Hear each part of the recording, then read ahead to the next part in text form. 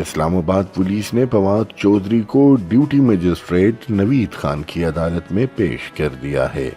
عدالت میں پیشی کے موقع پر فواد چودھری کا کہنا تھا کہ وہ 5 منٹ کے لیے اپنے فیملی اور 5 منٹ کے لیے اپنے وکلا سے بات کرنا چاہتے ہیں۔ اطلاعات کے مطابق کمرہ عدالت کھچا کھچ بھرا ہوا تھا۔ کمرہ عدالت میں پی ٹی آئی وکلاء کارکنان کا شدید رش تھا، جس کے باعث سماعت مسلسل تاخیر کا شکار ہو رہی تھی۔ مراد سعید، حماد اظہر، زلفی بخاری، علی نواز اعوان بھی اسلام آباد کچہری میں موجود تھے۔ دوران سماعت الیکشن کمیشن کے وکیل سعد حسن نے عدالت کو بتایا کہ ملزم فواد چودھری نے الیکشن کمیشن کے بارے میں جو کہا وہ اس پر قائم ہے۔ الیکشن کمیشن کے وکیل کا کہنا تھا کہ ملزم کے خلاف بہت سا مواد موجود ہے۔ اس کے علاوہ ملزم کے بیان کی پولیس کو تفتیش کرنی ہے، کیونکہ وہ ایک سوچے سمجھے منصوبے کے تحت الیکشن کمیشن کے خلاف مہم چلا رہے ہیں۔ انہوں نے کہا کہ ملزم کی طرف سے کل کی تقریر میں الیکشن کمیشن کو نشانہ بنایا گیا۔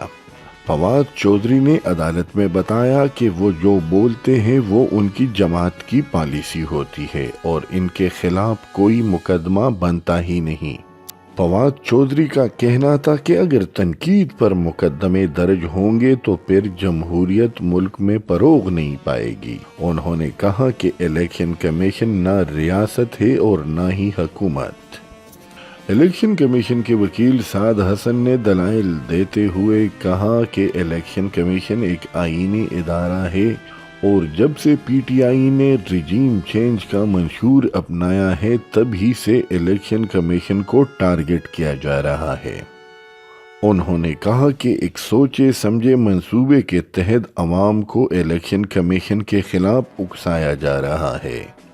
الیکشن کمیشن کی وکیل کا کہنا تھا کہ فواد چودھری نے اپنی تقریر سے عوام کو بغاوت پر اکسانے کی کوشش کی ہے۔ انہوں نے کہا کہ فواد چودھری کی تقریر صرف بغاوت پر اکسانا نہیں بلکہ الیکشن کمیشن کے ملازمین کی زندگیوں کو خطرے میں ڈالنا بھی تھا۔ الیکشن کمیشن کے وکیل کا کہنا تھا کہ وہ عدالت کے سامنے وہ مواد بھی رکھ سکتے ہیں جن میں الیکشن کمیشن کو پرائیویٹ لوگوں کی جانب سے دھمکی آمیز خطوط لکھے جا رہے ہیں۔ آخری اطلاعات کے مطابق عدالت نے فواد چودھری کے جسمانی ریمانڈ سے متعلق فیصلہ محفوظ کر لیا ہے۔